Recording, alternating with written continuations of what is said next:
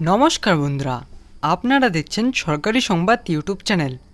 বন্ধুরা, আপনারা কি আগে থেকে ই শ্রম কার্ডটি বানিয়ে রেখেছেন?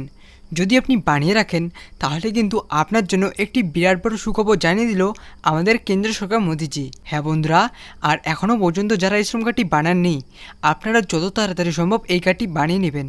তার কারণ বন্ধুরা, এই ই শ্রম কার্ডটি আপনার ও আপনার পরিবারের সবার কাছে বানানো থাকলে কিন্তু আপনারা 500 টাকা সরাসরি আপনার ব্যাঙ্ক অ্যাকাউন্টে পেয়ে যাচ্ছেন। আর শুধু বন্ধুরা, এই 500 টাকা একবার পাবেন না।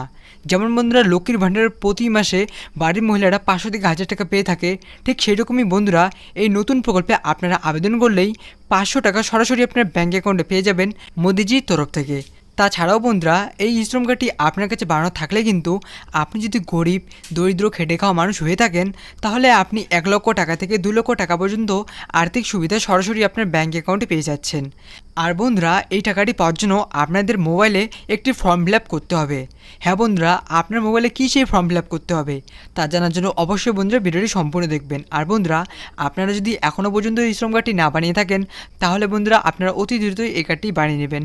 তো বন্ধুরা, 500 টাকা পাওয়ার জন্য আপনাদের কি কি করতে লাগবে এবং কিভাবে আবেদন করলে সরাসরি আপনার ব্যাঙ্ক অ্যাকাউন্টে পেয়ে যাবেন 500 টাকা, এ বিষয়ে দেখুন বন্ধুরা, হেডলাইনে পরিষ্কারভাবে বলা হচ্ছে।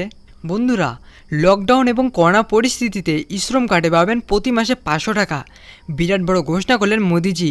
ইতিমধ্যেই 1.5 কোটি মানুষের অ্যাকাউন্টে এই 500 টাকা পাঠানো হলো। তো বন্ধুরা, আপনারা যদি এই 500 টাকা সরাসরি আপনার ব্যাঙ্ক অ্যাকাউন্টে পেতে চান, তাহলে কিন্তু বন্ধুরা সবার প্রথমে এই ভিডিওর নিচে থাকা লাইক বাটনটি ক্লিক করে পাশে থেকে সাবস্ক্রাইব বাটনটি ক্লিক করে বেল আইকনটি অল করে রাখবেন। তো বন্ধুরা, আসুন এবার আমরা দেখে নিচ্ছি যে আবেদনের শর্তগুলি কী কী।